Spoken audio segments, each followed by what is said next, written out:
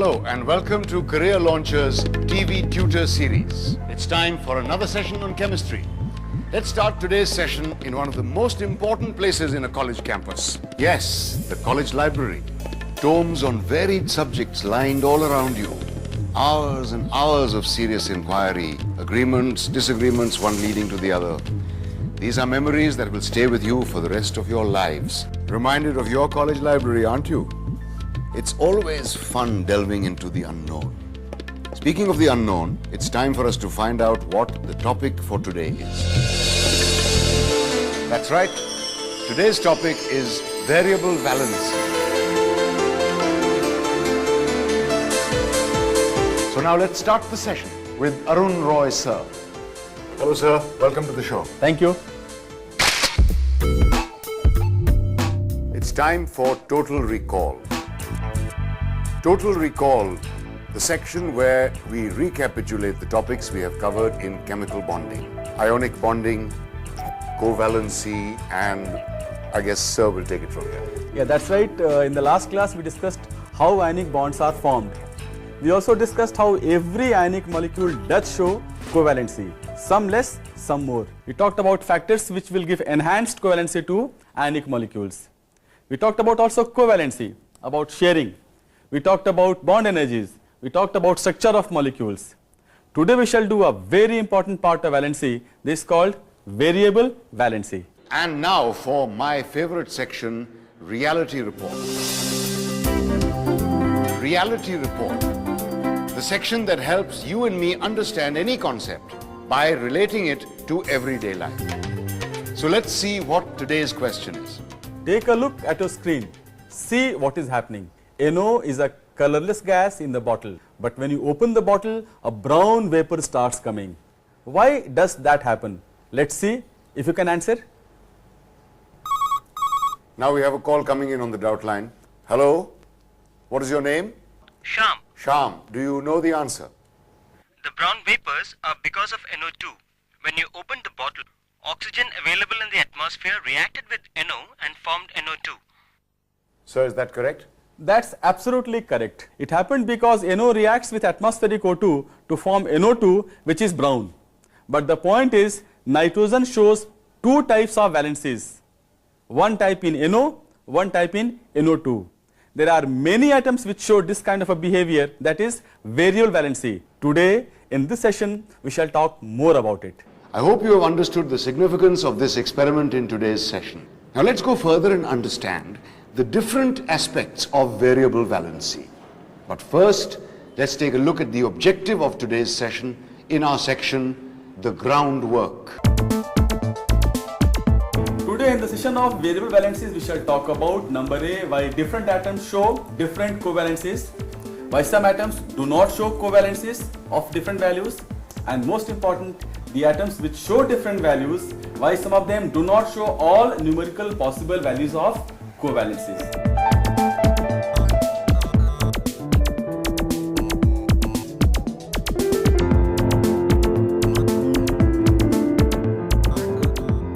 So before we get into the topic, could you shed some light on the importance of variable valency in organic chemistry from the IIT JEE perspective? Certainly. Chemical bonding is the most important part of IIT JEE. Every year 4 to 5% questions come from this topic alone. And from this topic, a very important aspect is variable valency. Now, why so many questions keep on coming from same topic is because testing your concepts of chemical bonding also makes a person understand how much do you know of chemistry as a whole, particularly organic chemistry. Aha. So that is the importance of variable valency in organic chemistry and in IIT JEE. So stay glued to your television sets. Before we start our session, I suggest look at page number 21 of a pre-class exercise. In that, question number 1 was quite simple. Most of you must have been able to do without any help. But those who found that difficult, I suggest please take the previous topic on electronic configuration seriously and revise. If you have not done that, today's class may be slightly difficult for you. Question number 2, 3, 4 and 5. If you found them difficult, don't worry. Today's class will make you understand them much better. If you could solve them of your own, oh, it's great. Now, those of you who could not solve the questions, you can email us at chemdoubtline@careerlauncher.com and we will mail you the answers and explanations. Or you can write to us at the nearest Career Launcher Center. Now, let's get into our main session to learn and understand about variable valency in our section Mission JEE. Over to you, sir. Thank you, Nasir. We shall begin today's session with a problem. Please open page number 20 on the IMF and work on question number 1 that talks about write the ground state and excited state configurations of chlorine and fluorine. Let's take chlorine first. In chlorine ground state we have 1s2, 2s2, 2p6, 3s2, 3p5. Entire 3d is vacant. So when you excite chlorine, what happens is this. We have a state of chlorine in the state of excitement. We have 1s2, we have 2s2, 2p6, we have 3sPd7, which means in sPd orbitals of third shell, we have 7 unpaired electrons. But let's take fluorine. In the ground state, we have 1s2, 2s2, 2p5. But when you excite fluorine, there are no 2d orbitals. So in the state of excitement also we remain 1s2, 2s2, 2p5. There remains only one single electron for bond formation. When we excite, what happens? The atoms which have got individual subshells and orbitals like s, p, d, there is a gap in the energy between them. So what happens? When you provide energy, the gap between s, p, d vanishes and they form a single subshell. This new subshell contains all the orbitals of previously existing subshells. This phenomena of bringing the orbitals together and forming a new subshell is called hybridization. About this we shall discuss more in our next topic. Now that we know how to write the configurations in the ground state and the state of excitement, the key thing is to realize what is the difference. What should you look for? The key thing to look for is the presence of free orbitals, that is orbitals containing no electrons, and the presence of orbitals of nearly same energy and containing 2 electrons. Let's look at chlorine. It had 3s2, 2 electrons in one orbital, 3p5, 2 electrons in 2 orbitals. It had entire 3d free. So what happens? There are 5 orbitals of 3d are totally free. So in the ground state, when you excite energy, when you give energy, the configuration will change in the state of excitement.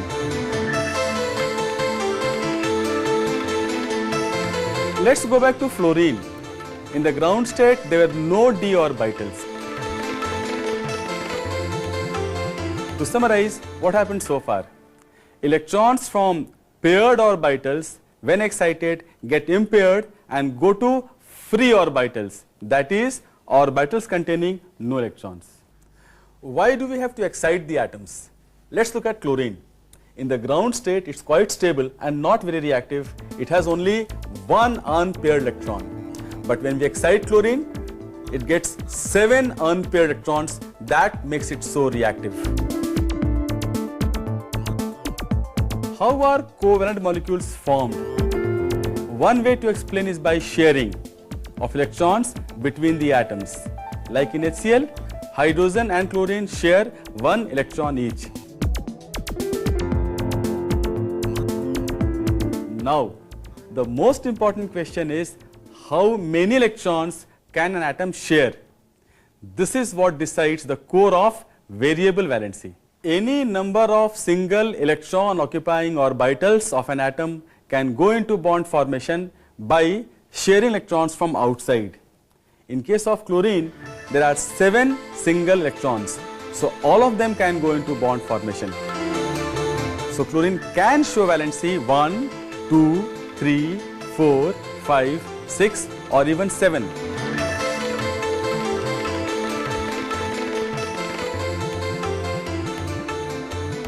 In real life, however, it's not known to show valencies 2, 4, 6. Why? We shall do that today itself later. Now let's take few examples and understand the concept of variable valency. Open page number 20 and try to solve question number 2. It talks about how many valencies does phosphorus show and how many does nitrogen show. Take a closer look. Phosphorus in the state of excitement has 5 single unpaired electrons. So it can show valencies 1, 2, 3, 4 and 5. But nitrogen, even when excited, has only 3 single electron occupying orbitals. So nitrogen can only show 1, 2 and 3. Let's take question number 3 on page 21 on the IMF. Why fluorine behaves differently? It's because in excited state also fluorine has only 1 unpaired electron. So its valency only will be 1. Chlorine, bromine, iodine, all of them have 7 single electron occupying orbitals. So they can show valency 1 to 7, but fluorine cannot show valency more than 1. Hence the ability to exhibit different valencies depends totally on number of single electron occupying orbitals. Let's say question number 4 in the IMF. Now I am very sure you know why phosphorus shows PCl5 like molecules, but nitrogen does not show molecules like NCl5.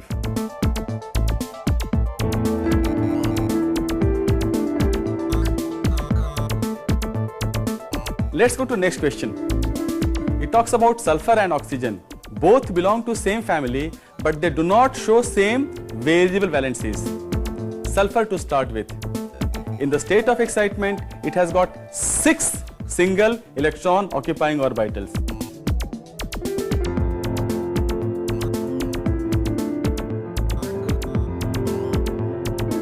So it shows valencies 1 to 6.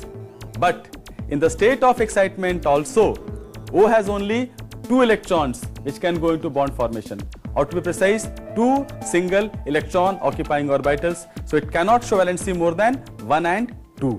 Move on to question number 6 on page 21 of your IMF. It's an interesting question. Why chlorine does not show even numbered valencies and at the same time sulfur does not show odd numbered valencies? This is because if after molecular formation the atom has got odd number of single electron occupying orbitals, the structure becomes unstable. I repeat, if in the atom there are odd number of single electron occupying orbitals, structure becomes unstable. Let's take phosphorus and chlorine. In the state of excitement, they have got 5 and 7, that is odd number of single electron occupying orbitals.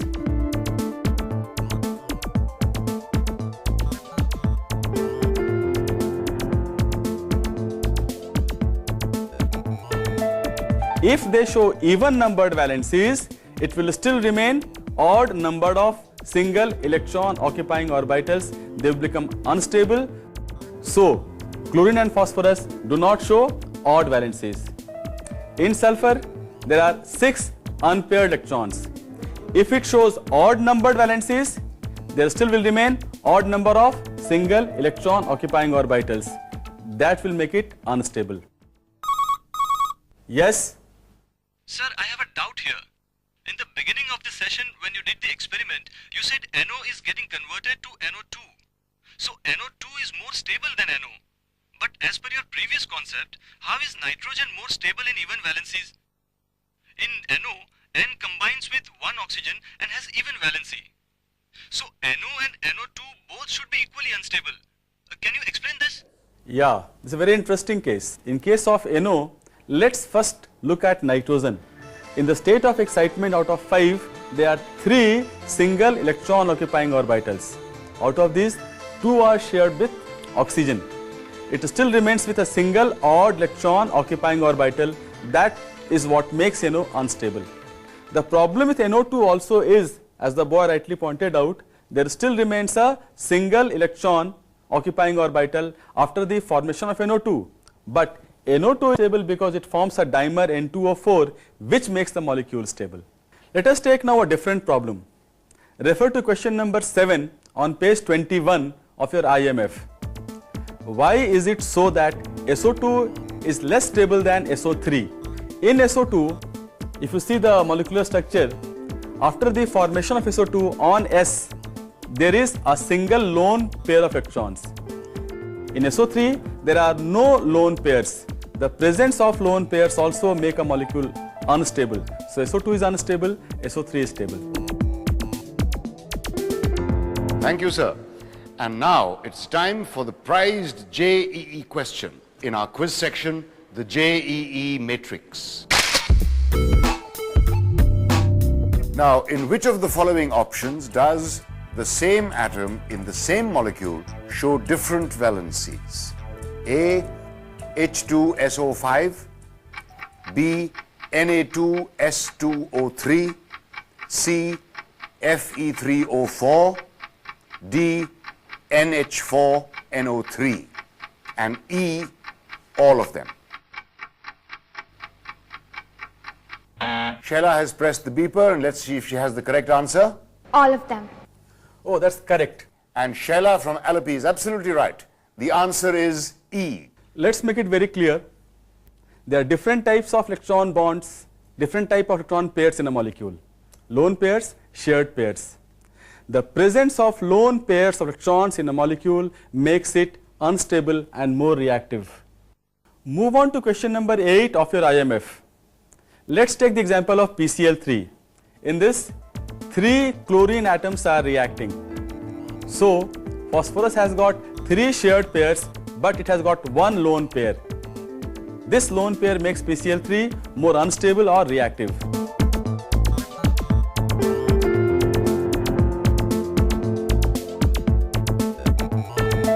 In PCl5, there are 5 Cl atoms for bond formation. So P, phosphorus, has 5 shared pairs of electrons. There are no lone pairs. So PCl5 is more stable and hence less unreactive.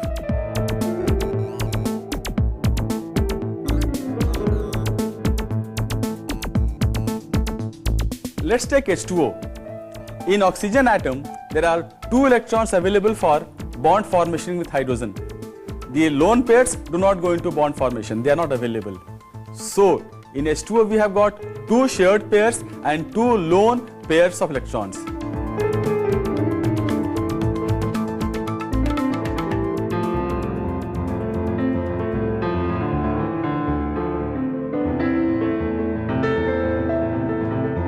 Ammonia. 2 hydrogen atoms form 3 bonds with 3 electrons of nitrogen. There is, however, one single lone pair. So in ammonia there are 3 shared pairs and 1 lone pair of electron. We have a call coming in. Let's see what the caller has to ask. Sir, you said while getting excited, electrons get unpaired. After forming bonds, some of the electrons get paired to form lone pair. This is against the Hund's rule, which we had learnt. Why do electrons get unpaired if it has to pair back? Yeah, this is interesting. Actually, everything is a model building, you see. So one can say there is an alternate approach to the model building. Or in other way, what we talk about is initially the atoms in the ground state have some lone pairs and some shared pairs. When you excite them, the other approach of looking into is only those paired of electrons will get unpaired which need to go into bond formation. Remaining remain paired back. They don't get unpaired. We have another call coming in. Yes? Sir, you had a question earlier. Same atoms in the same molecules show different valencies. The answer to that was all of them. How is that possible? Yeah, that is very interesting. The answer will lie in the structure of molecules. In H2SO5, if you look at the structure carefully, oxygen atom is present as a peroxide as well as oxide. It shows both valencies 1 as well as 2. Now similarly in Na2S2O3, the 2 sulfur atoms, one is in the form of sulfide, valency 2, other in sulfite, the valency is 4. Fe3O4 is simple actually, you see. It's a mixture of 2 molecules, FeO and Fe2O3. Obviously in FeO, the valency is 2, Fe3O4, it's 3. Ammonium nitrate, same case of structure. It's 2 parts, ammonium plus, nitrate minus. In ammonium, the valency of nitrogen is 3, in nitrate 5. So all 4 are right. And now it is time for the next JEE question in the JEE matrix. And the next question is, what is the total number of lone pairs and bond pairs of electron in xenon atom in xenon oxytetrafluoride? Arup has pressed the buzzer, and let's see what his answer is. 1 lone pair and 6 bond pairs. That's correct, and Arup from Ernakulam has got it absolutely right. Before winding up today's topic, let's have the last word from Sir. In today's session, we talked about different aspects of variable valencies. We talked about why different atoms show different valencies, why some atoms like fluorine show only a single valency. We also learned the atoms which show different valencies, they actually do not show all the values. Some show only odd numbered and some show only even numbered valencies. We also learnt about the importance of excitement for an atom to go into molecule formation. We learnt about the difference of atom in the state of excitement or in the ground state. We also learnt about 2 types of pairs of electrons in a molecule, shared pairs and lone pairs. How shared pairs are formed, how lone pairs are formed. We talked about the importance of lone pairs to make a molecule slightly more reactive. And before we end, let's take a look at the winners of the puzzle question of our last session in our section Top Guns. The previous session's question was, how many hydroxyl groups are there in H3PO2, H3PO3, H3PO4? And the correct answer is 1, 2 and 3 respectively. Now let's see who the lucky winner is, who will take part in the JEE matrix in the coming episodes. So we have all the winning numbers lined up. Sir, will you please click and announce the winner? Oh, sure. 7. Sir has clicked 7, and the winner is Vivek Pillai from Calicut. Congratulations, Vivek. You will receive your invitation for the JEE matrix very soon. Now for today's question. In today's session, while writing the excited state configuration of phosphorus, it was written as and not as Y. I repeat, the excited state configuration of phosphorus is written as and not as Y.